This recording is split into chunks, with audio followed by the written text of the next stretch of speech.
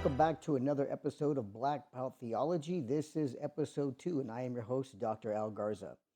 So, today I want to discuss a couple of things about the Christian faith, things that I hold to be true that are from the scriptures, as well as what numerous Christian scholars around the world, Israeli Hebrew believing scholars who are called Messianic Jews, as well as Christian scholars here in the United States.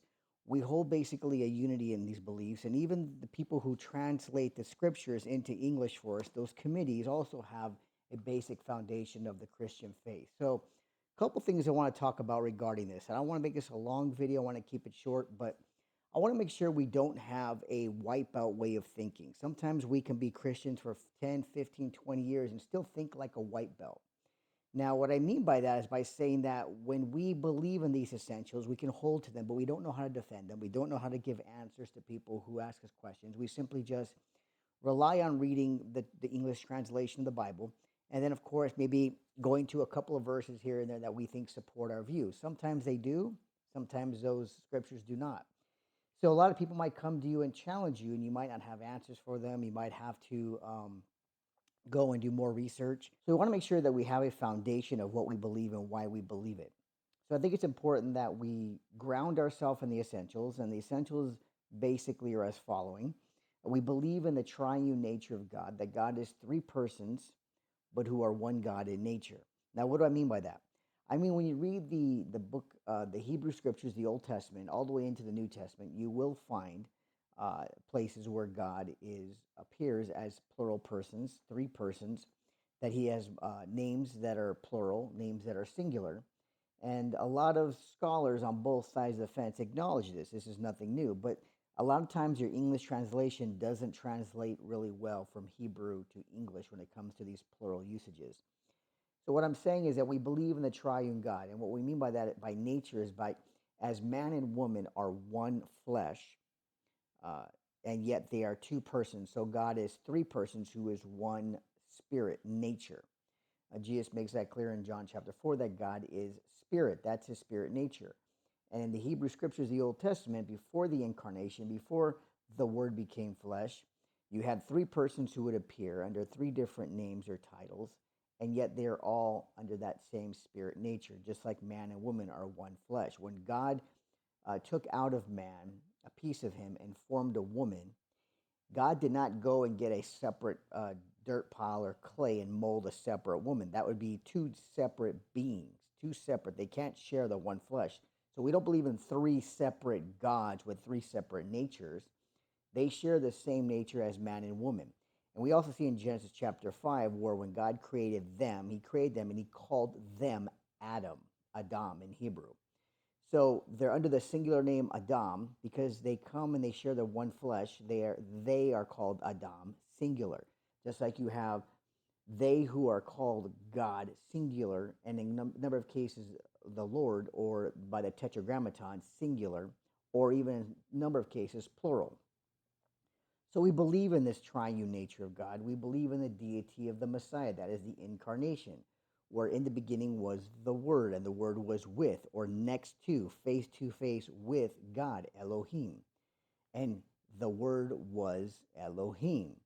Now, this is clear from the Greek, and this is clear from the Hebrew New Testament manuscripts we now have. We have abundance of evidence that shows that the Messiah, Yeshua Jesus, existed prior to the incarnation, before the Word became flesh, and he existed as the Word of the Lord, the Word of Yod He Vav He, the Tetragrammaton. We can say Yahweh or Yehovah. Um, we can talk about that later. But these are the essentials that he existed prior as the Word. And I wrote a book on this a number of years ago, and I called it One Trinity. And I do have it on my shelf, and I'll bring it out later. But I have One Trinity, but I also have it right here where Jesus is Lord. A lot of those texts, those verses are in there. They're mainly dealing with the Hebrew language. They're to get you out of that white belt thinking and kind of bump you up in your way of the way you are as a believer, to help you grow in that manner. So we believe in the virgin birth. We also believe in the resurrection, that Jesus died, he was buried, and he resurrected. That's the gospel, the good news, the resurrection.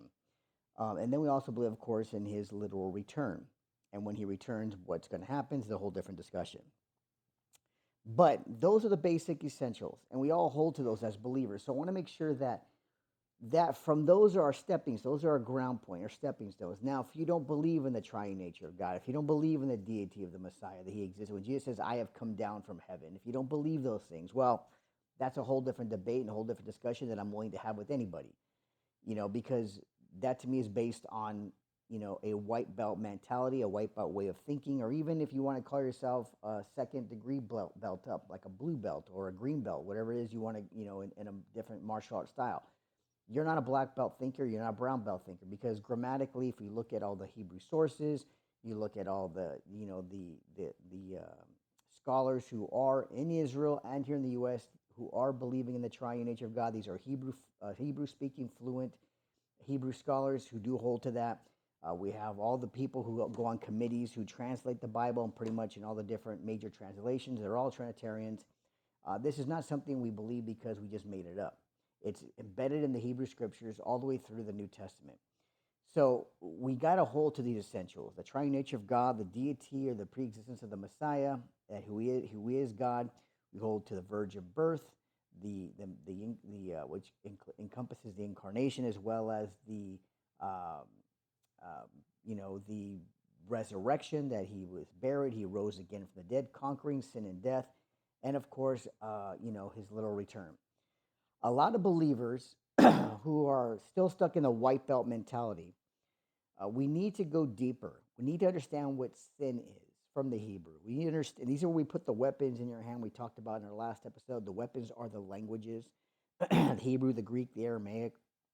We look at things in their historical context, how other scholars view it as well, and we kind of bring these things together to see how they line up with the scriptures. We don't believe every scholar. We don't believe every conclusion that a scholar might have, but there is usually a fundamental belief about certain things. I think even with the idea of a Bart Ehrman who used to be a Christian supposedly, and now he's not, we understand that his academic way of approaching the New Testament, no serious scholar, Christian or otherwise, would disagree with him. Textual criticism, but his conclusions we would not agree with him. How he concludes things about Jesus or the New Testament, he bases it on his own personal opinions and his conclusions, not upon what. So we could agree about something universally about textual criticism, but the conclusions we will not. So when we talk about the reliability of the Bible, we talk about all these things. We're going to get more into that later on in other episodes, which I hope you stay tuned. But I wanted you to understand that we have to have these foundational. If we don't have that foundation, then of course we've got to have these discussions. Why don't you believe in the triune nature of God? What is it? What is it that would convince you? What do you need to see? So these things need to be understood. Why don't you believe that Jesus is God and that he came down and took on the form of a man, as Paul says, and gave up everything to be a man for the suffering and the death of the world? What would convince you otherwise? So, we can look at the sources, we can look at all these things, look at the scriptures themselves first and foremost, and then of course how we interpret those scriptures. Let me say this. It's one thing to read the scriptures, it's another thing to interpret them. Here's what I find. People can read the scriptures in any language. Sometimes they're as plain as day, but then some people will reinterpret them or interpret them to a way that they have to answer it in order to fit their own specific theology. So if the scripture says something plainly and there's no way around it just by reading it, then someone could, well, it doesn't really mean that. It doesn't really say that. What it means, and they try to give off a whole different interpretation. Now, sometimes that is warranted depending upon the context of what we're trying to say. But I would say the majority of time, if the scripture is clear about something and it continues on and the rest of the contextually it affirms it, and we can show that just by reading it, then we don't need another interpretation or someone else's view in order to fit a different theology. I, as a Trinitarian, can read a passage, and then a Unitarian or an apostolic oneness person can come and read it, that same verse, and we have three different interpretations. We got to look at which one is more consistent, which one do we find more of support for, and of course, then go into scholarly consensus and how we view things. So it's not just our own. So we look at this from many different topics. This is why I think it's important to read the scriptures and study them, use the weapons of the languages, and go deeper into other academic sources like what you see behind me, and do research. I have also the Bible software that gives me a lot of resources that you won't find in libraries. So these are clear. When I discovered a number of Hebrew New Testament manuscripts that are new, have not been studied in academia. These are all new manuscripts that have just been cataloged at the National Library of Israel.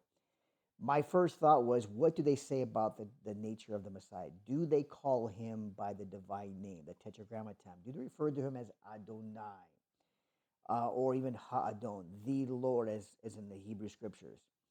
And I can say without a question, every single Hebrew New Testament manuscript that has these verses that refer to Jesus, what we would say from the Greek and English, they affirm the Hebrew as either the Tetragrammaton, Yahweh or Yehovah, and of course is Adonai, the divine, the title plural form, as well as Ha'adon, the Lord.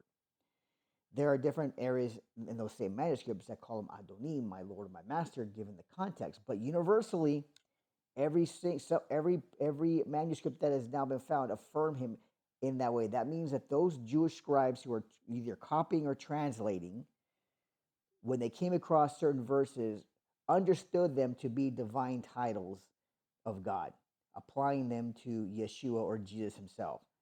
That is clear. So that affirms what most of the Greek manuscripts have said with the sacred name or the abbreviation that we talked about before, and that I've talked about in many places, including in my book. Um, that's how the early church fathers understood it. So this is clear across the board. We're not here to right now to debate these things, but I am open to discussion, debate. This channel, Black Belt Theology, like we do competitions, we challenge each other in the ring and in the different tournaments. This is the same thing. You have a disagreement, let's discuss it, let's debate it. I have no problem with that. I bring my support academically and biblically, bring yours. So I think we need to do that, as well as look at certain things about the Bible that people criticize or talk about, trying to deminimize its reliability, which we'll get into in other episodes. But we need to have these essentials grounded, and we need to build off of those essentials and grow from the white belt understanding to eventually, hopefully, a black belt understanding. You don't have to have a PhD for all that or a master's. Yes, it does help to go to school and learn this, but there are many resources, academic resources now available online. Brill publishes multiple double peer reviewed publications and books on different topics. Um, Many great publishers publish great different articles. We need to sift through them and read these articles and build ourselves up. We don't have to have an official PhD or master's, but we can have a mental attitude of a PhD or mental attitude of someone with a master's degree. That's where we want to get out of the white belt way of thinking and build yourself up to as close as you can to a black belt way of thinking. Train yourself and grow. And that's what we're going to do with this channel, is try and build you up with that, give you some great resources you can look at some of these verses in context and break them down from the languages using the weapons that we have, and then grow from there. So I want to say thank you for tuning in. Listen, if you like this channel, please like, subscribe, and share. Again, this is all supported by you, the viewers. We're going to grow this channel by you, the viewers. So go to our website, blackbelttheology.com. You can donate, support. We need it. That'll help speed up the channel as far as bringing content, as well as buy merchandise. We have T-shirts, mugs. We have a hat. We're going to add more items there. We're going to bringing up articles on there. So listen, just support the channel, support us if you like it. We have our other channel, which is, well, I have my other channel, Bible Answers Unfiltered, where you can go, and we have almost 60,000 subscribers there. You can support that channel. Everything that you do for either side goes right into the ministry, goes right into this channel and other channels as well in our research. So, it's important that we get into this deeper. We don't want to have a white belt way of thinking. We want it to grow that and slowly grow it in a way. And I'm here to answer questions, leave comments, email me, go to my website, read my bio. I have over 30 years of martial art experience, over 40 years of martial art experience, as well as over 30 years of biblical studies experience. I'm 52 years old. I'll be 53 this year. I try to keep myself in somewhat of shape, physically, but mainly it's mental shape where I do most of my time studying and researching. So listen, just let's just get into the word. Let's grow together. Let's do this. And if you have any questions or comments, leave them here. Again, like, subscribe, and share. And we will see you soon. I want to say thank you for tuning in, and thank you for watching Black Belt Theology Episode 2. And God bless.